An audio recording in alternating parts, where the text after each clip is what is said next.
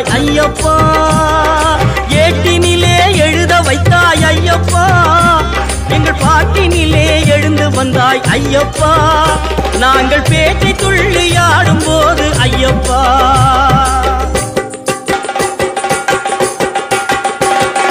பேட்டை துள்ளி ஆடும் போது ஐயப்பா, நீ ஆட்டமாடி வந்திடுவாய் ஐயப்பா.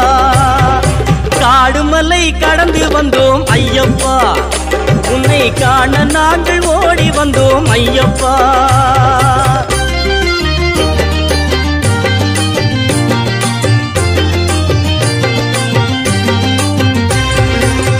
நிலவிழி கண்ணனுக்கும் நீரணிந்த ஈசனுக்கும் பாலகனாய் அவதரித்த ஐயப்பா.